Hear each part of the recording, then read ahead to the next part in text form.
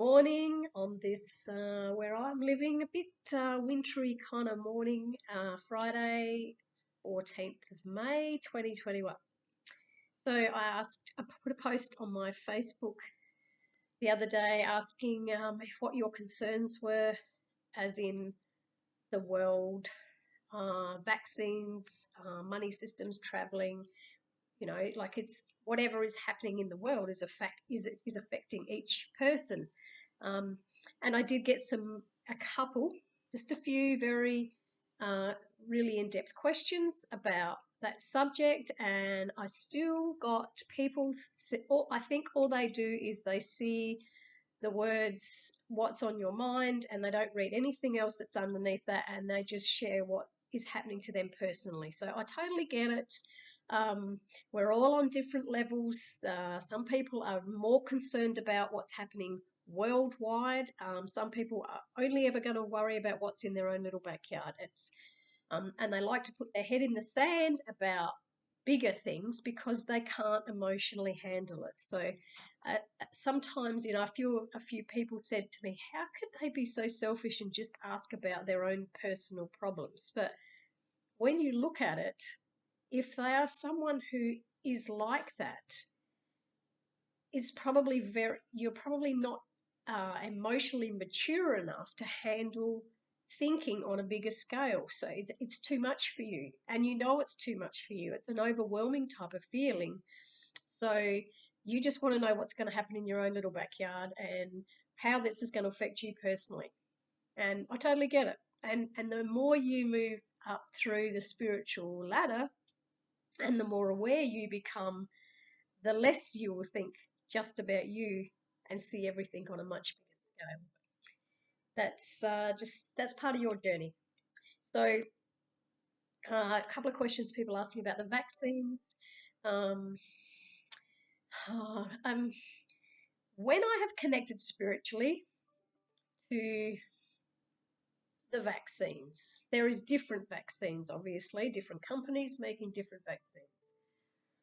When I have connected spiritually, I don't have a great fear that they are injecting people purely to kill them off, because the spiritual side of me thinks we die on the day we're meant to die.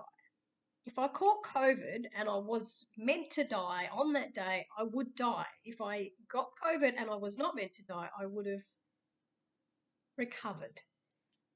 The same with the vaccine. If I go and get the vaccine, if I'm meant to die, I will die. If I'm not meant to die, I won't. So I'm not sure um, that there's this kind of mass hysteria that a lot of people are worried. Of course, it's a worry because it does feel like it's still trial and error.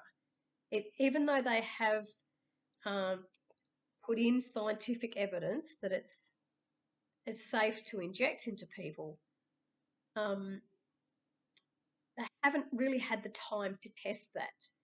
So personally, I do not want to get the vaccine.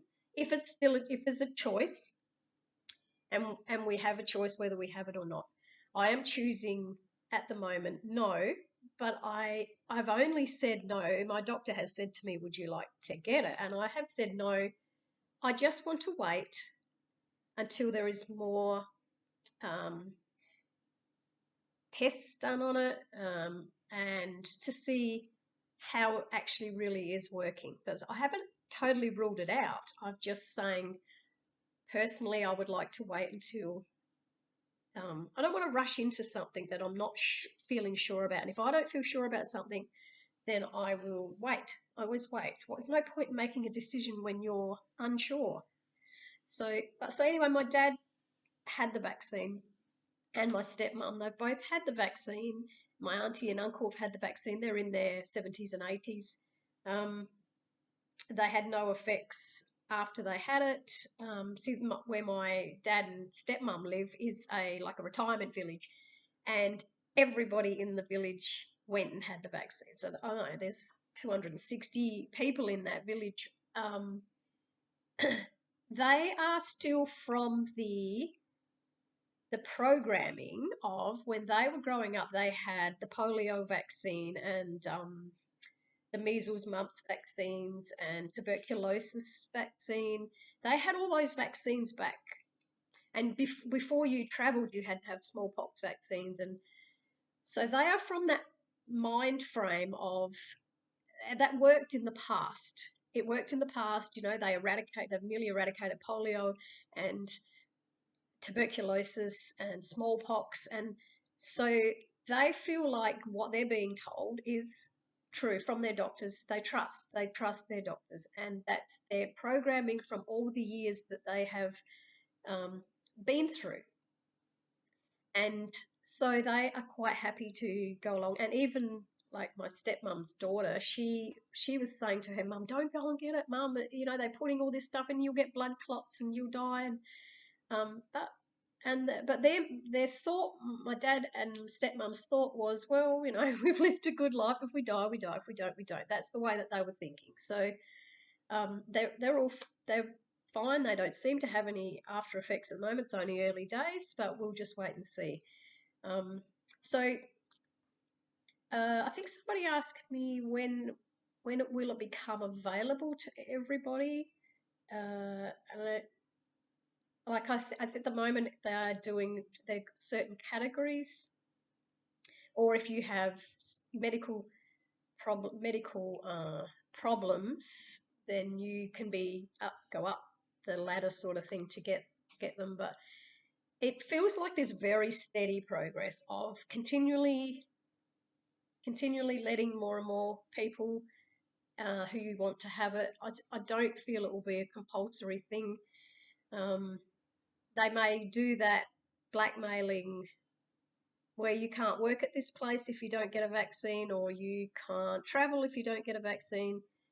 That is blackmail. Whether they want to admit it or not, you're forcing somebody to do something against their will.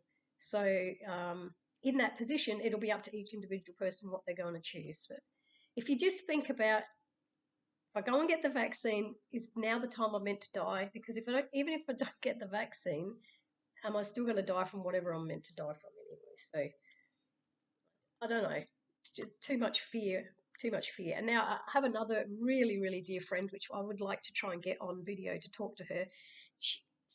What I do all the spiritual messages, she does all the scientific messages.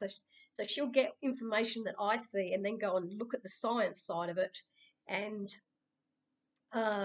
she's been following a Dr. McCullough, he's a virologist who's very, very concerned about what they have in the vaccine and the way it is going to affect people in the long term with their brain functioning and with blood clots, etc. So I think it's up to each individual person to research what you can, be informed, know your body, take like your intuition. If your intuition is saying, no, I don't want it, or if your intuition is saying it's safe for me, go with your intuition, because that's all you've got, really, isn't it? Trusting in yourself. So, and then another topic was about money. Money is starting to make a lot of sense to me now. All those years that I've been saying that money's going to change and money won't be the same in the future as it is today, it's making sense to me now with the way Bitcoin and Dogecoin and the cryptocurrencies are taking off. And of course, Elon Musk is manipulating the Bitcoin. Like, he can put $33 billion into it and then take it back out again. He can manipulate the market. So if what I was envisaging, can't even say the word, I always felt like we were going to be a one world type currency where everyone had the same. Remember, I kept saying everyone had the same card, and it wasn't like you have a different bank to I have a different bank. It was, we're all going to be on digital currency, and we will this will phase us in gently. It's not going to be all of a sudden one day it's there and one day it's different. It's going to phase us in and phase the old money system out. And it makes a lot of sense the way I've been watching the cryptocurrencies operating on the markets. That makes sense to as the way Spirit showed me that we were heading. The gold coin at the moment, Bitcoin, is representative by a gold coin. So definitely makes sense that we are heading in that direction. When I spoke to my dad about this and said that I've been telling him for 5-6 years that money's changing, and he's like, no, it won't happen. And now he's starting to listen a little bit. And he said the other day, oh, I'm too old. I'm 80 years old. I'm too old to learn all this new stuff. And I said, but remember back in 1966 when it went in Australia, when it went from pounds and shillings to dollars and cents? I said, did you cope? And he goes, yeah. He said, because I was in my early 20s back then. I said, I wasn't 80. I said, yeah, but your 80-year-old grandfather coped. He learned. And I said, look at you now, you're 80 and you go to the supermarket with your card and you swipe it and you get food. Oh, he goes, yeah. I said, see how it's gradually come in and changed the way that you've been programmed to think. And now you're comfortable. You're comfortable to go to the supermarket with your card and swipe it because you got used to how to do it. You're comfortable to transfer money in a bank account online because you got comfortable to do it. And he goes, I see what you're saying. So I said, this is the way it'll shift in exactly the same. It'll start, going in that direction. We'll all get used to it as it starts unfolding, and it won't be scary. Like it won't be a scary thing where you don't know what you're doing. Because look at what you do now with your banking. Look at your loans. Look at the way you operate with your banking. You do it from what you know in the past. You've worked it out yourself. It'll be exactly the same in the future. So there's no great need for panic.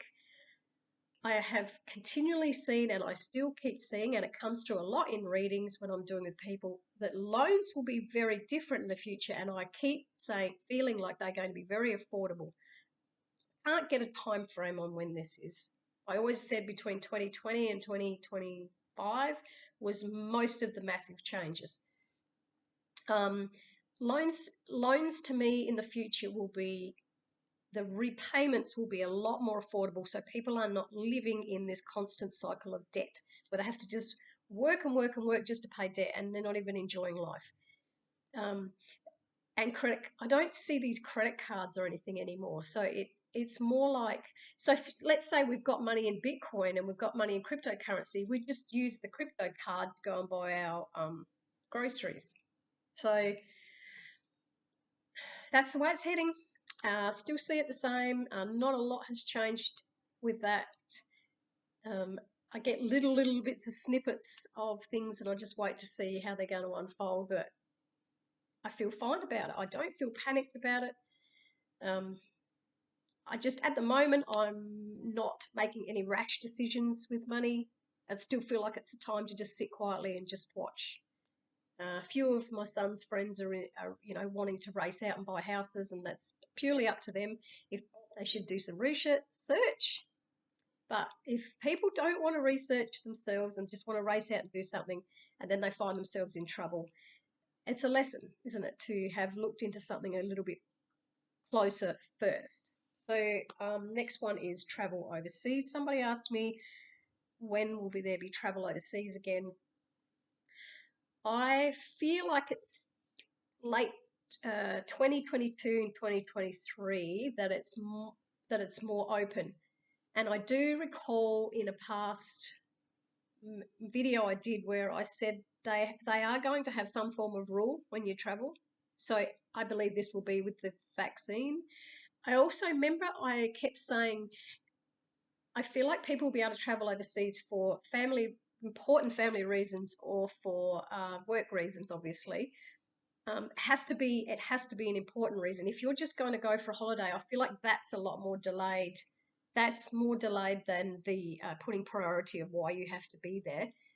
And I also felt like you can't do, this might go on for quite a long time, actually, right through to 2028. If you take a holiday if you're in Australia and you take a holiday to England, there's only going to be one.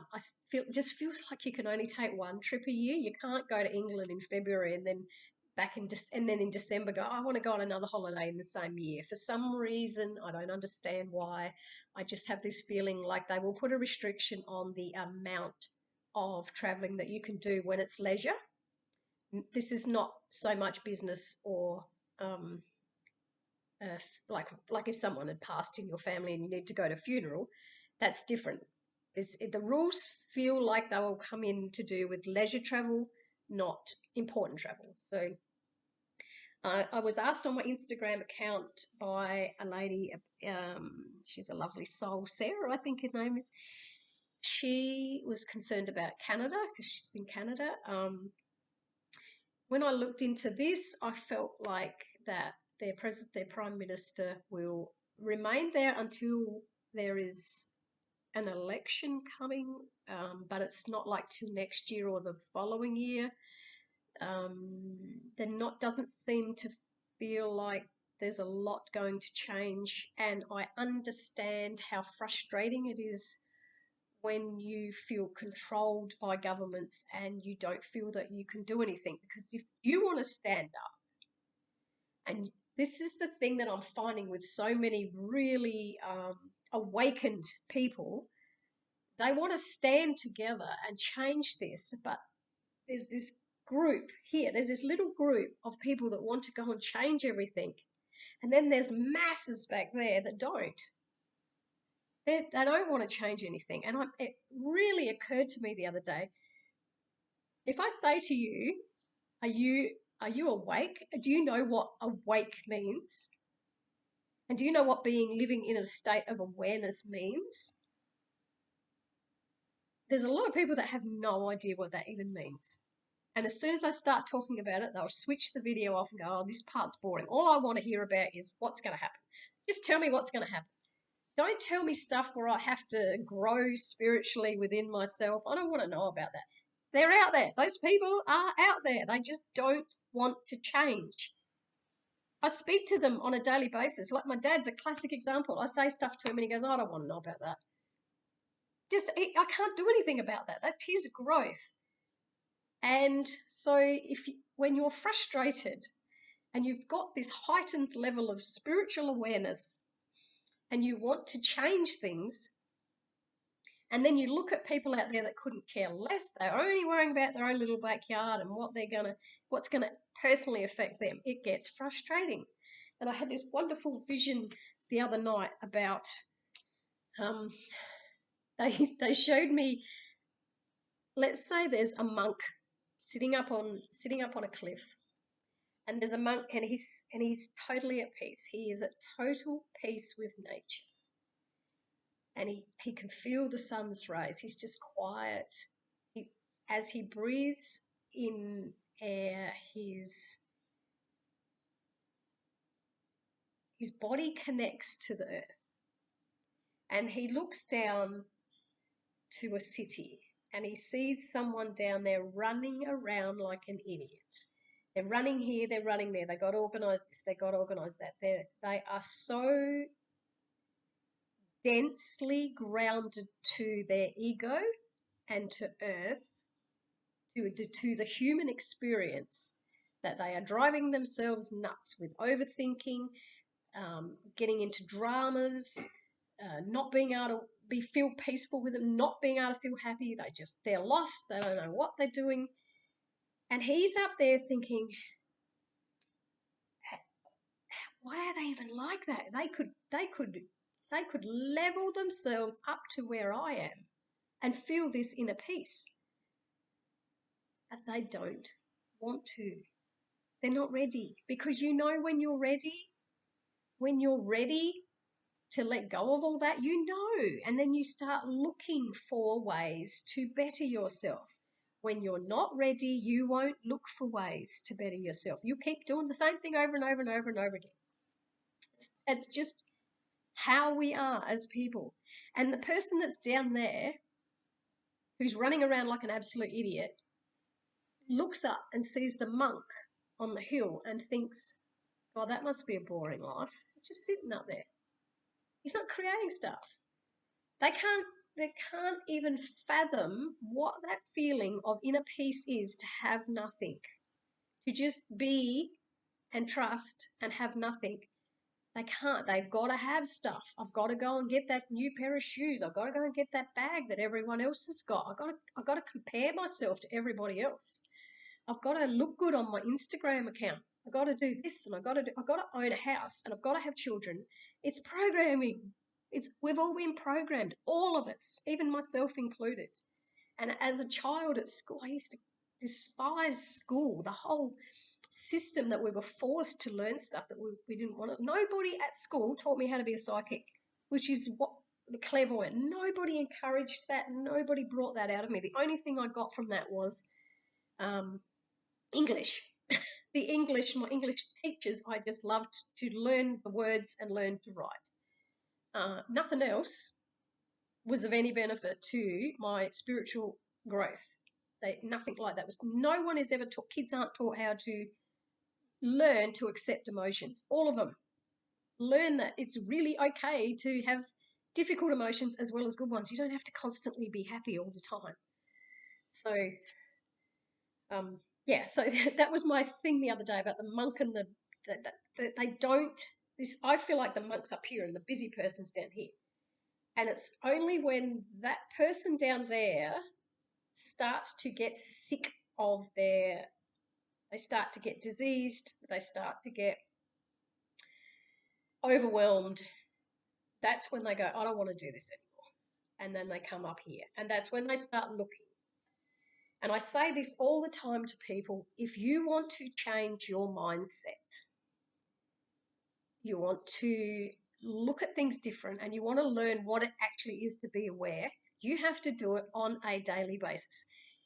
If you wanted to have a body that was really toned and really fit and you started going to the gym, if you went to the gym once a month, you would still get that nice toned body and it's still good for you, but it may take you 4 or 5 years to actually get to that place that you want to get. If you went every single day, it may only take you 6 months to a year to get to it. The muscle in your brain is exactly the same. If you want to be more enlightened, more at peace, you have to meditate every single day. You could do it once a month and you could do it. You could try it and then go, oh no, that didn't work for me. It's like going to the gym once and going, oh no, I didn't enjoy that. Find what it is that you do. Maybe you enjoy walking. Maybe the gym is not for you and you like going out and walking. So find ways to meditate for yourself. If you can't actually do the guided meditations, if you can't just put relaxation music in your ears, colour in or draw or do something, sew or knit or something or build something. Like there's one of my sons goes out to the shed and builds like I'll show you. I'll quickly show you. Hang on.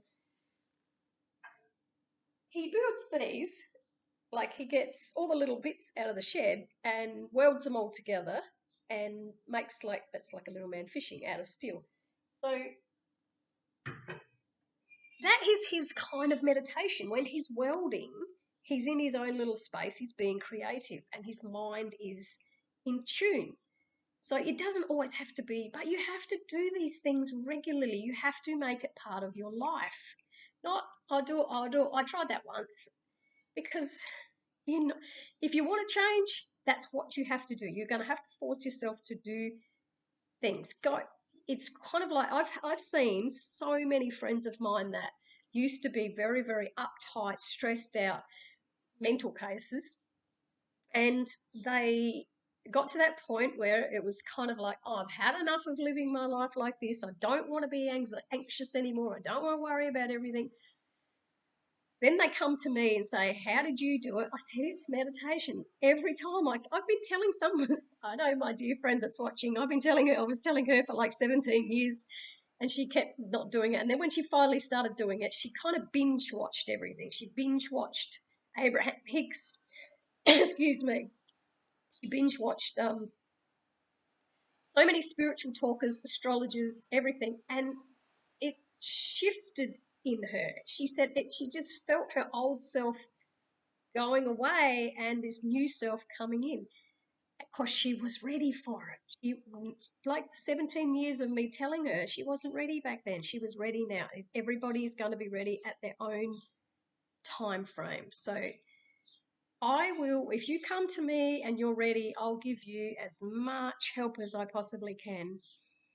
And if you aren't ready, you've probably, you're ready to switch off now because you're like, I don't want to hear all this. I don't want this personal growth stuff. So if you're still here listening, there is something in you that is ready to change, or you already have changed and you're just listening because you're interested, but you're already very, very open-minded. So everyone, as I've always said, we're all on different levels of understanding.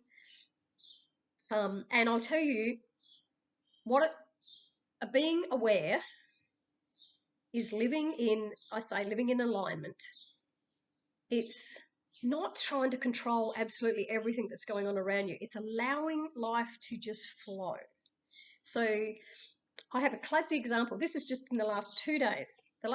This is what, obviously my life's a little bit different because every day I am meditating probably 6 or 7 times a day while I'm doing readings. So I'm always in that zone. So my life is a little bit different to a general person's life who has to go out of the house, and into a workplace where there is you're dealing with other people.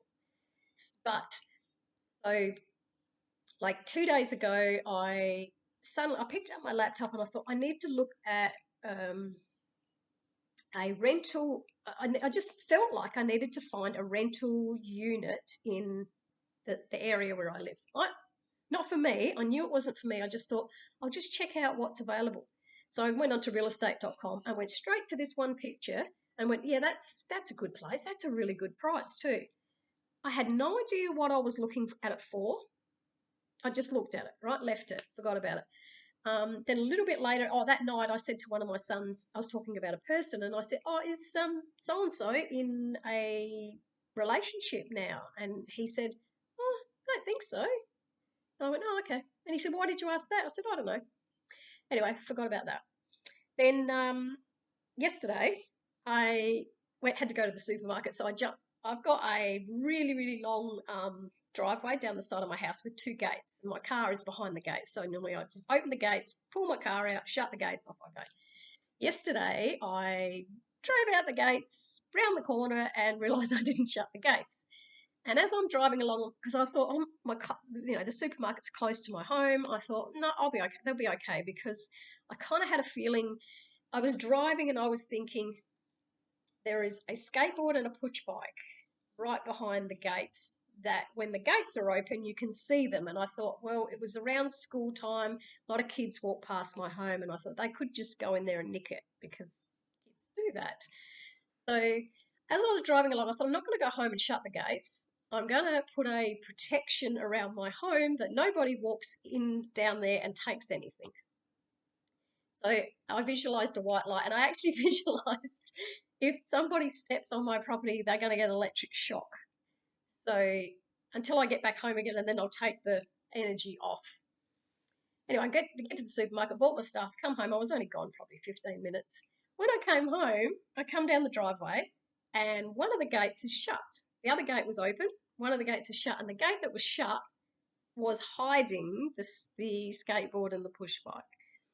And I just said to Spirit, thank you so much, whoever shut my gate for me. Thank you, because it hid the things that I was concerned about. See how I was not panicked. I was just saying, just protect my property, and that's what happened. Then my son's girlfriend came home, and she said, Mum has to move, and she's been looking for a place to rent, and she's found a great place with a great price, pushed it up on the internet, and it was the place that I'd looked at the day before. So I was just in some way connecting to that was going to happen with her mum. And then later that night, my son said, have a look at this Facebook post, and it was someone the guy that I was talking about is in a relationship, and he'd put it up on his Facebook post. So it's not important that I know these things. It's not important that I saw the unit or that I knew something. It's all it is I am just in the flow of the energy, and it just happens. It just happens. So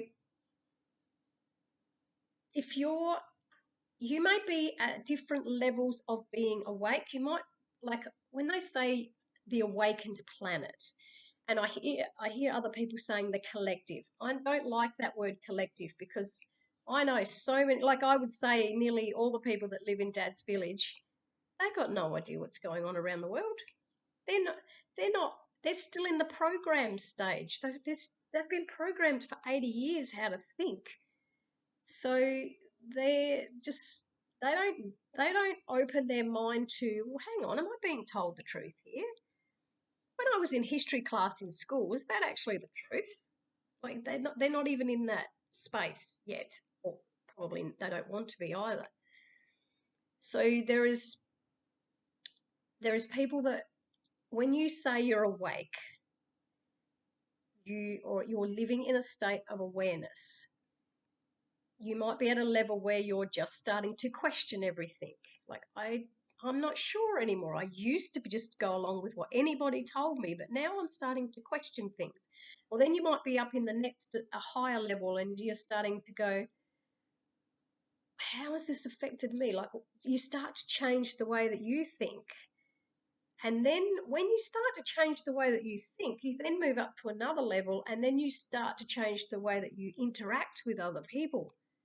And then you find some people, you can't even like connect with them anymore because it's, you got to that higher level and you can see where they are, but you can't quite converse with them anymore because it becomes frustrating. Because what you want to do is you want to bring them up where you are because it's such a good feeling and it's like enlightening, but you can't get them up there, and then you can't go back down.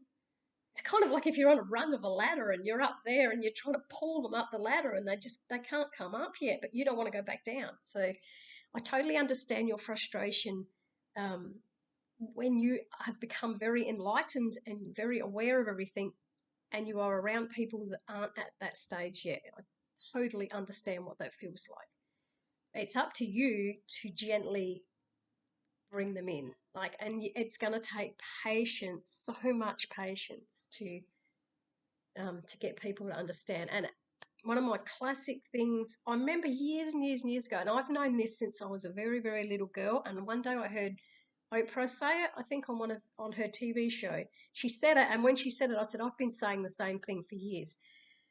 You'll get, when the universe wants you to know something and you're not listening, it's like they throw a pebble at you. Get a pebble thrown at you, and it's like there's something that will happen that will make you go, oh, what was that? You either take notice instantly, but if you ignore it, and you go, oh, and you forget about it, right? Then they'll throw a stone at you. And then you're like, oh, what was that? What did that happen for? And then if you ignore it, they'll throw a rock at you. And then it's starting to get like, hang on, this keeps repeating itself. This is something that just keeps happening. This is the third time it's happened. If you still don't sit there and say, what am I meant to be learning from this? And you ignore it, you'll get a brick thrown at you. And it's at that point, if you still don't quite take action when the brick's been thrown at you and you go, oh, I'm still going to push this, I'm still going to force myself to go in that direction, the bloody house will fall on you. And you will have a tower moment. And what I said to my friend the other day, it feels like the world is going to have a tower moment.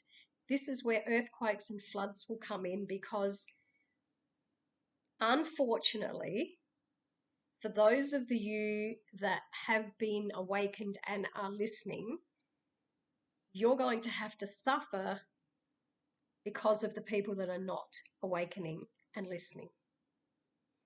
Because when the universe can wipe stuff out to wake people up, it's like when you have people will have a massive heart attack or they have a car accident that nearly kills them. Well, they have something so traumatic in their life, it actually wakes them up to going, what was I doing before? How was I living? Like, that's a tower moment. And it's It's sometimes all these little pebbles getting thrown at you, the little warning signs that keep getting thrown at you. If you're not listening to them, then you're going to have your tower moment. And I'm sure you've all had one where something just totally crashed around you and it devastated you and it forced you to be a different person. It forced you to make different changes. And that's the way it has to happen within the world, because the governments are still trying to play this stupid, repeated game that they've played for years where we're going to fix this, we're going to get you all back to how it was. There is no going back to how it was. It's going in a whole new direction, and they don't know how to navigate it because they've never been there, and they're not spiritual people. Have you ever met someone in Parliament who's really highly awarely spiritual? No, they're just puppets themselves. They're just programmed. Everything is programming. Have a look what you think. I'm rambling today, aren't I? My God, you can't shut me up. Like, you think about marriage. Why do you, as children, you got to go to school, then you got to get a job, then you got to get married, then you have to have children, then you have to have a really big house, then you have to have a couple of nice cars, then you have to go up in your hire in your job. Why? Why is it like that? Like, who told you it has to be that way? So back in the beginning, when there wasn't very many people on Earth, what if a pattern started where you could love that person and then you could love that person over there, and you could just spend time with that person until you felt like that you'd spent enough time with them, and then you moved on to another person, and you did everything in life from passion. If that was a thing that was created, it'd still be that way today. We're only doing what has been repeatedly programmed into us as what happened in the past. Like, you look at your grandparents, you say, oh, my grandparents, they stayed together for 80 years. My grandparents just like nearly killed each other. They weren't happy. They just stayed together because they had to. How wonderful are things moved where we can actually get out of marriages. Like, people have been stuck in marriages that they're so unhappy because they were told that's programming.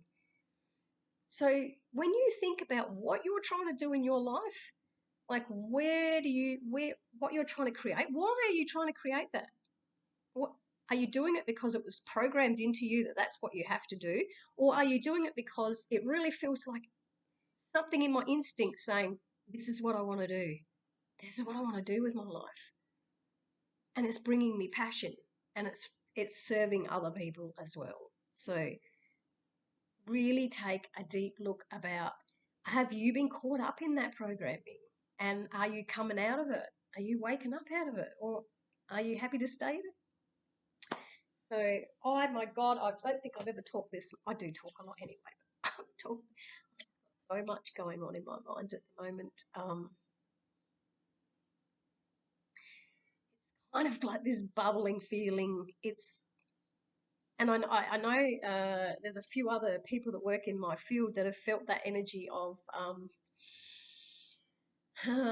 it's like an explosion coming. There is something, that's how it feels. And also, someone asked me the other day about, am I feeling an energy shift at the moment? I think we feel shifts differently. I don't think it's like everybody feels the shift at the same time. And some people have got no idea what is a shift? What is an energy shift? Like, some people, they don't even know what we're talking about. It'll happen for you when you are ready personally. So if you're feeling some kind of energy shift at the moment and it feels really, really strong, it's happening because there is something happening within you personally.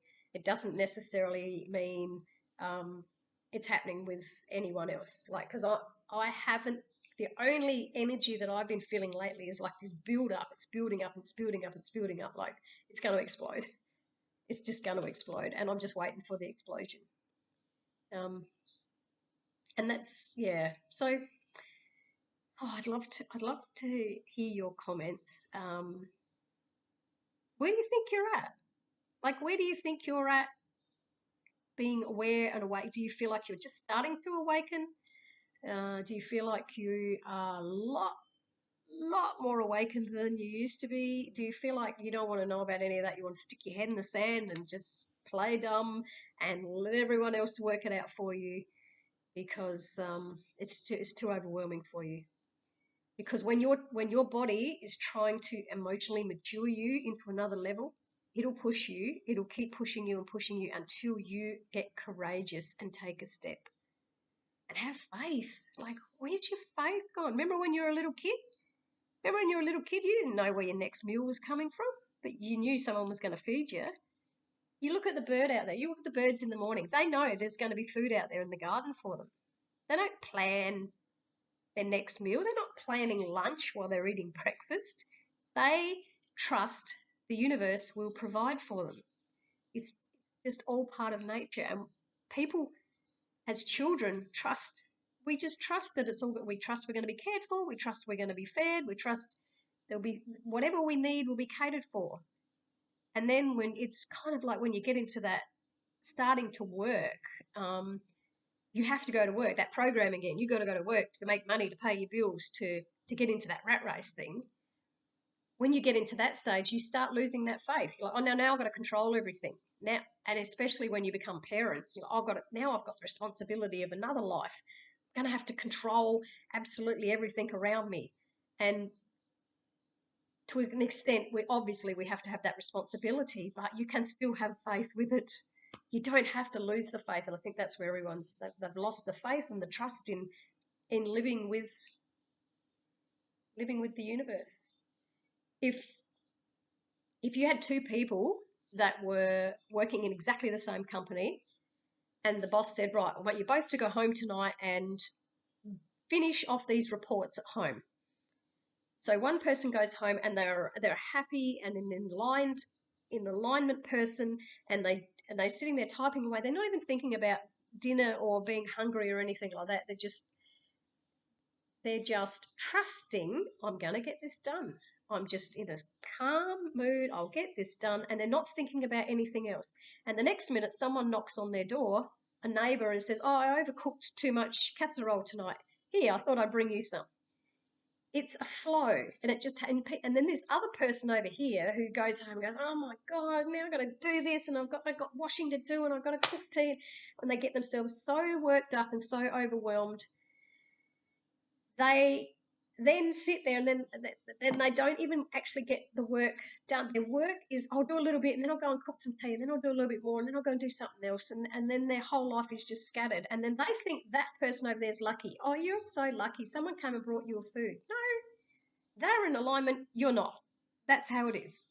So work it out. You've got to work it out for yourself. So I'm going to go for the day. I've got a couple of readings to do, and then I'm going to spend the night with my grandsons, who are, how old are they? 11, I think, 11 and 9, or no, 12 and 10. I don't know, they're around about that age. So hope everyone has a good day, good weekend, and I'll chat with you soon, and drop a comment below if there's anything you want to talk about. See you later.